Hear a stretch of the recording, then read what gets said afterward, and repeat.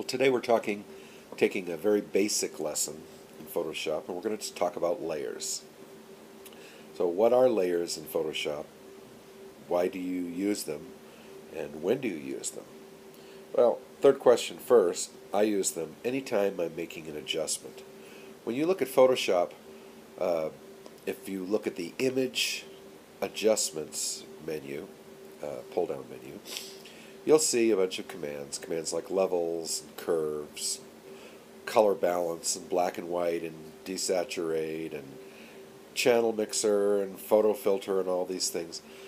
Many of these items are also available in the layers dialog. I never use levels from here. I always use levels in the layers dialog. And same thing with curves or many of these other items. So my third answer is that I use layers almost for every alteration that I'm going to do if I'm going to do it in Photoshop. And that begs the question what layers are and what good they are. And I'm going to go into that and show you mostly by just jumping right in. So let's take a look at the layers palette. If you arrange your workspace so that you're using the default workspace, you'll see the layers palette right here. If for some reason that layers palette was closed, you could just go into Window, Layers, and it would open it up. And so here's the layers palette. I like to drag these out to make it easier to work with, put it someplace close to my working area. So let's go ahead and open this up so we can look at it. So let's quickly take a look at the layers little palette here. It tells us that it's a layer here. There's what we call a flyout menu here, and we'll use that a little later. We have this drop-down box that's grayed now and the opacity box that's grayed. Some options right here, some options here. An eye, this picture of what's on the layer, the word, a label for the layer, and this is an icon that tells us that this layer is locked, partially locked. Okay. Down here we have more controls, and we're going to use several of these. So one of the first things that I indicated that I use layers for is to make adjustments to the photo. So let's take this photo and make an adjustment, a basic adjustment, an adjustment that we might make in that we could have made up here in the image adjustments. If you come down to this black and white little circle here, this is all of our adjustments that are available when we're in a normal layer. And I'm going to take levels, which is the same levels as we saw earlier. Well, here we go. Here's the layers command, and I'm not really going to talk too much about how to use the layers command, but levels command, excuse me. But let's go ahead and brighten up some of this information. And I'm going to go ahead and click OK. So I've made a change to this document. Now look over here in layers. What's happened is that we had this thing which was our background layer that was locked, and that's the initial photograph that came into Photoshop. And on top of that, remember these are layers, and so they are layered, is the adjustment that we made. This was an adjustment layer is what we call it. And if we click the eyeball and turn it off, you'll see that the photograph goes back to the way it was. And click again and it comes back. If we double click the layers command, the thumbnail for the layer, which in this particular case looks like a little levels histogram, if we double click it, sure enough, the levels box opens up again, and we can decide now, well, we don't like the way we did that, and we can adjust it. And this brings up the first thing that I wanted to say about layers, is that it allows us to non-destructively edit our document. Now, how is that different than, I'm going to just duplicate this image so we can look at a copy of that. And in this copy, I'm going to throw away this level layers command, right?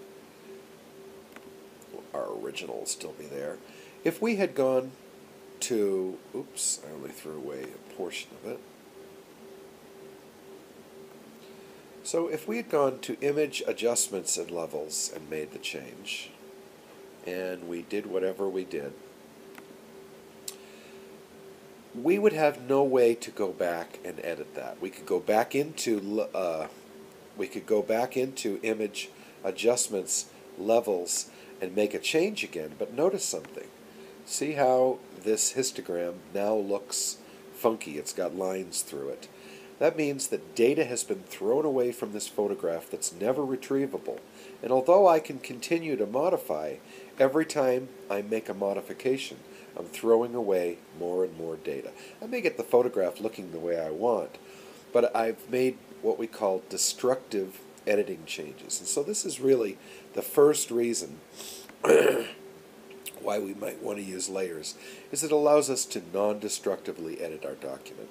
Now, when we've made an adjustment layer, automatically this little box comes up right here. And what this is called is a mask. What's a mask, you ask?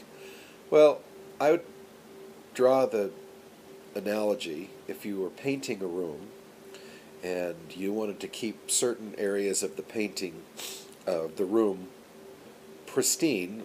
In other words, you didn't want the paint, the effect of the paint, to go on those areas. You might use masking tape. You would mask off certain areas of the wall, and then you'd run your paintbrush, and you could be as sloppy as you want to be, and it wouldn't affect those areas that you'd masked off. Well, Photoshop allows us to mask off anything that we do in layers, and this is a very exciting and very powerful tool. Let's take an example. Let's take a look at this. This is a photograph my wife took when she was back in Maine on vacation. And when I created the level change, it automatically gave us a mask. And right now, this mask is white. And if we click the Alt key and click on that, you'll see that what we have is a plain white mask. There's nothing in it. And the rule with masks is that white reveals and black conceals. And if we Alt-click that again, we'll go back to where we were so we can actually look at the photo and not the mask. So the white is revealing the change that we made in levels. Let's just make a drastic looking change here so it looks obvious. We'll make that sky kind of more blue. So this mask is not doing anything.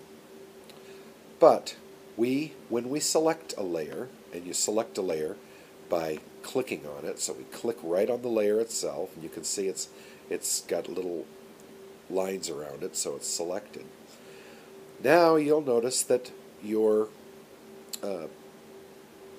paint palette for foreground and background are black and white. This little icon right here switches the foreground and the background. So right now we'd be painting with white, right now we're painting with black. And black is indeed what we want to paint with.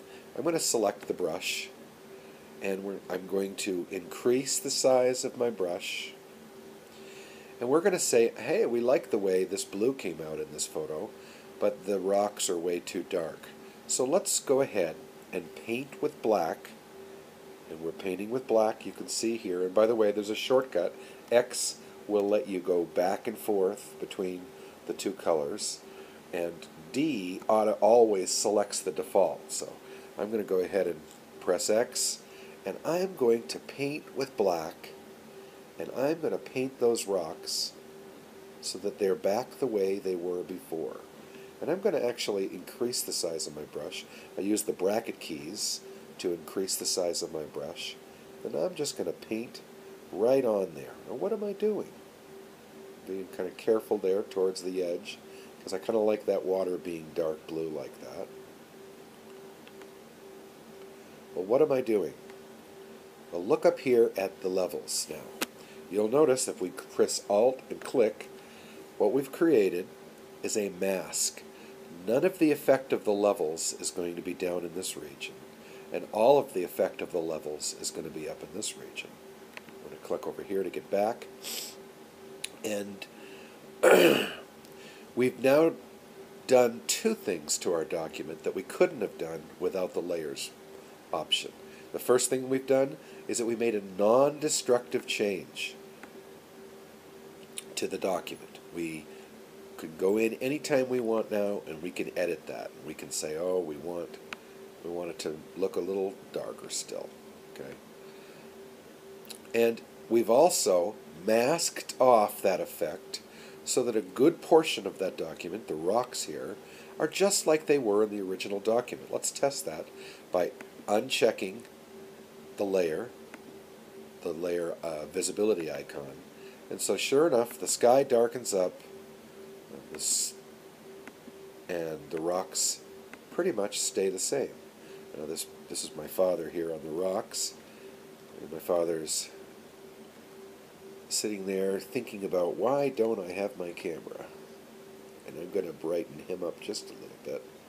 And usually when you're working with masks, you want to be as careful as possible. So you want to go in, and you can see I've been sloppy here. I'm going to select my brush again. I'm going to go down here to a smaller size, make sure I have black, so I'm going to change it to white because I want to knock out this little fringing.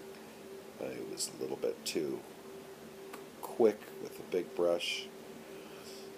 And I'm going to go back to black and see if I can't lighten up his face.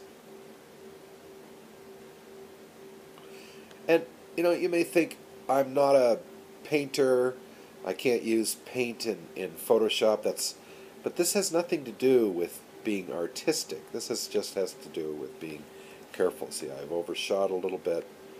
And I'm using, my brush is a fairly soft-edged brush, but I can make it more soft so that it doesn't have such a hard edge. Alright, let's just say that's good enough. And so that's the first lesson on layers, that we have this ability, I'm going to go back to zoom, to create non-destructive changes that allow us to selectively modify our photograph and mask off areas that we don't want that effect to go in.